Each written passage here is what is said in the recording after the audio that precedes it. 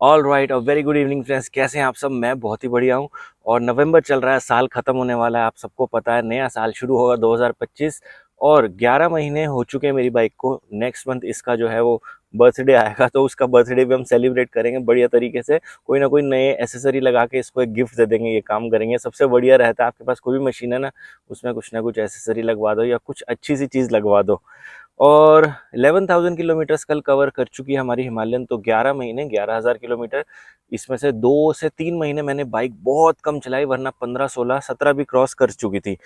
आज छोटा सा एक यूज़र रिव्यू लेके आया हूँ, मतलब 11,000 किलोमीटर्स कैसे निकले बाइक के साथ और क्या क्या चीज़ें मैंने बाइक में लगवाई हैं वो आपको बताऊंगा वन बाय वन, और कैसा इसका ओवरऑल एक्सपीरियंस रहा।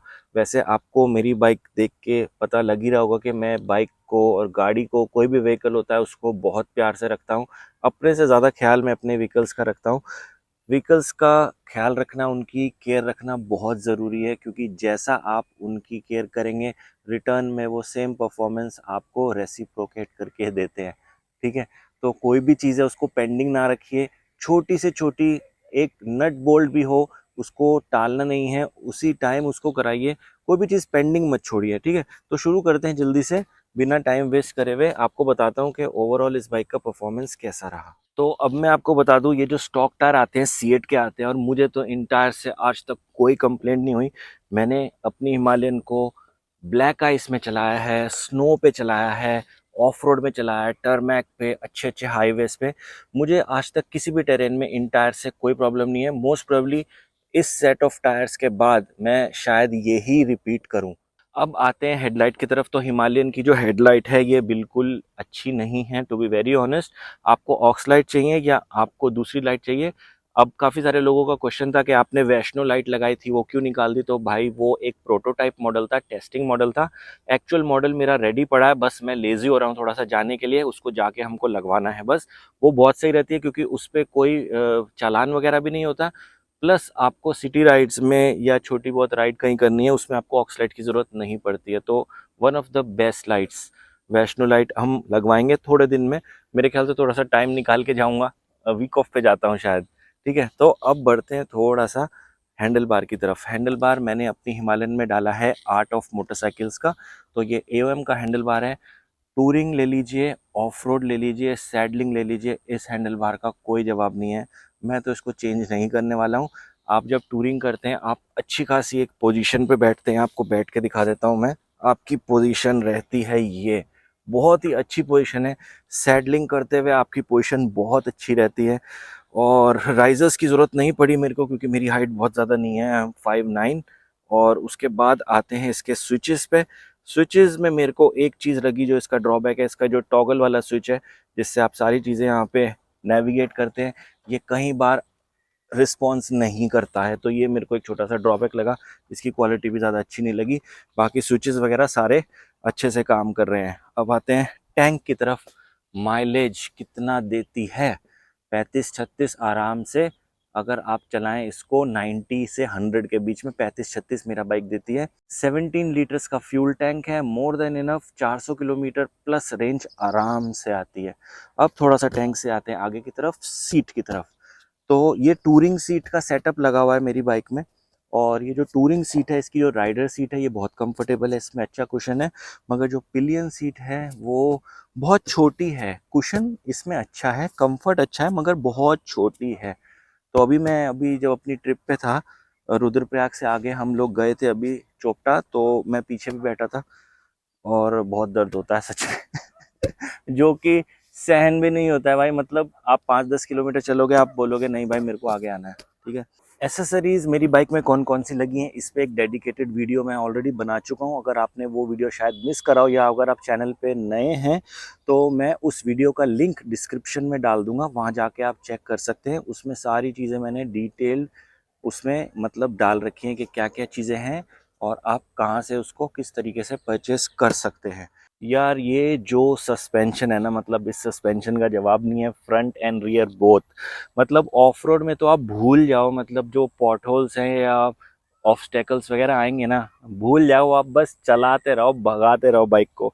हमने अपनी आदि कैलाश वाली ट्रिप पे इतना खतरनाक ऑफ रोड करा था ना, और ना you will really start enjoying it. मतलब आप बोलोगे मेरे को टर्मैक चाहिए नहीं, मेरे को ऑफ रोड दो, इतना अच्छा सस्पेंशन है इसका। अगर मैं बात करूं हीटिंग की, तो बाइक ऑब्वियसली हल्की सी हीट होती है, आप एकदम severe bumper to bumper traffic में है, फैन भी ऑन हो जाता है। मगर टू बी वेरी ऑनेस्ट, मैं सिटी में बाइक बहुत ज़्यादा नहीं चलाता हूँ, हाईवेज पे चलाता हूँ, तो राइडिंग गियर्स वगैरह आपने प्रॉपर पहने तो इतनी हीट फील नहीं होती। और एक दो बार मैं लेके गया हूँ, मतलब नॉर्मल जो अपने डे टू डे अपने कपड़े होते हैं वो पहन के भी, जीन्स वगैरह, तो हीट बहुत ज़्यादा ऐसा नहीं है कि मैनेजेबल नहीं है, मैनेज हो जाती है यार। देखिए बाइक्स जो है अबव 300 सीसी थोड़ी बहुत हीट करती हैं, तो ऐसा नहीं है कि बिल्कुल आपका पैर जला देंगी, हीट मैनेजेबल है। मेन चीज़ जो लोगों ने फेस करी थी हिमालयन में वो थी एक तो राइट पुलिंग।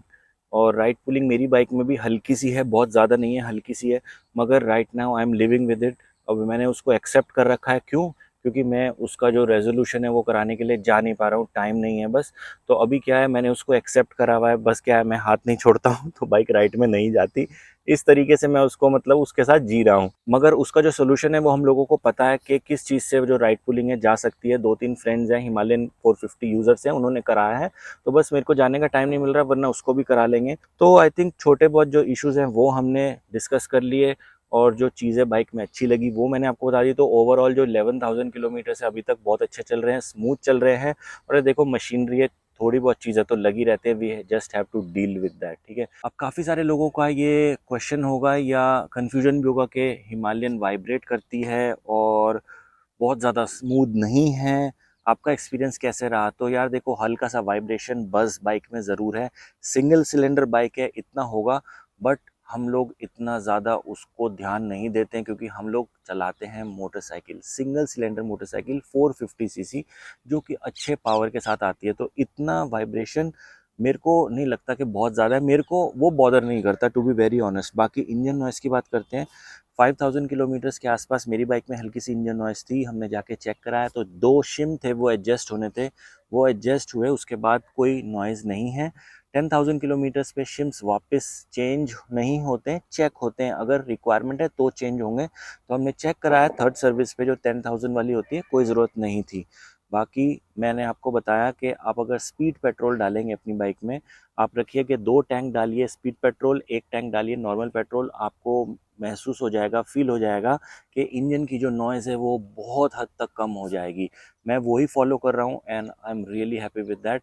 मेरी बाइक की साउंड अभी ऐसी है जैसी, मतलब ऑलमोस्ट नई आई थी फैक्ट्री से। बाकी सारी चीज़ें मैंने आपको बताई दी, अगर कोई क्वेश्चन या कंसर्न हो तो आप मेरे से पूछ सकते हैं। ओवरऑल मतलब ये एक ओनरशिप रिव्यू था कि 11,000 किलोमीटर में मेरे को बाइक ने क्या क्या परेशानी दी। ऐसा कोई परेशानी ज़्यादा नहीं दी। हाँ बस लाइट बाइक की बहुत पुअर है, जो हेडलाइट है, टॉगल स्विच कई बार रिस्पॉन्स नहीं करता है। माइलेज बाइक की अच्छी आती है, टायर्स का जो परफॉर्मेंस है वो अच्छा है। इंजन नॉइज़ हाँ थोड़ी बहुत आई थी, मगर वो कम हो गई कैसे, जो हमारे शिम्स एडजस्ट हुए थे उससे, और जो हमने स्पीड पेट्रोल डालना शुरू करा उससे भी। हाँ, और एक इंजन ऑयल है, अगर आप दूसरा इंजन ऑयल डाल सकें, नाम मैं आपको बता दूंगा, डीएम करना मेरे को, वो इंजन ऑयल अगर आप डालते हैं तो काफ़ी हद तक जो इंजन नॉइज़ है वो कम हो जाती है। तो अब क्वेश्चन आता है कि आपको हिमालयन 450 लेनी चाहिए या नहीं? बिल्कुल लेनी चाहिए। इस प्राइस ब्रैकेट में आई डोंट थिंक इसका कोई भी कंपेटिटर है। काफ़ी सारी नई बाइक्स आ गई हैं, EICMA में आप लोगों ने देखी होंगी, काफ़ी सारी नई बाइक्स आने वाली हैं नेक्स्ट ईयर 2025 में। मगर जिस प्राइस रेंज में हिमालयन आती है, जिस बजट में आती है ना, आई थिंक अभी तक इसका कोई कॉम्पिटिटर नहीं है। विद ट्यूबलेस रिम्स 11,000 में, दोनों front end rear existing users के लिए। मतलब 11,000 किसी ने नहीं सोचा था भाई, रॉयल इनफील्ड ने मतलब सच में ना सबको सरप्राइज कर दिया इस प्राइस से। 11,000 में आप अगर एग्जिस्टिंग यूजर हैं, और 12,000 में अगर आप मेक इट योर से ऑर्डर कर रहे हैं, जो आपकी बाइक में लग के आएंगे। चलिए दोस्तों, इस वीडियो को करते हैं यहीं पे एंड। मैंने आपको सारी चीज़ें बता दी कि 11,000 किलोमीटर्स में बाइक ने कैसा परफॉर्म करा, क्या चीज़ें मेरे को अच्छी नहीं लगी, क्या चीज़ें अच्छी लगी, क्या चीज़ें अभी पेंडिंग है। बाकी देखिए मशीनरी है, आफ्टर ऑल हर चीज़ का सलूशन है, और कुछ चीज़ों के साथ हमको रहना भी पड़ता है, ये तो है। तो सर्विस सेंटर्स हैं आपको सपोर्ट करने के लिए, रॉयल इनफील्ड है आपको सपोर्ट करने के लिए। बाकी कोई भी क्वेश्चंस कंसर्न्स है, मेरे को डीएम करिए इंस्टा पे, या यूट्यूब कमेंट्स में भी पूछ सकते हैं। जल्दी से मिलते हैं किसी नए वीडियो में। Till then you guys take care, have a nice day and bye bye. और हाँ, लास्ट में, अगर आप सोच रहे हैं 2024 में कि हिमालयन 450 ली जाए, तो डेफिनेटली यस, ली जाए भाई।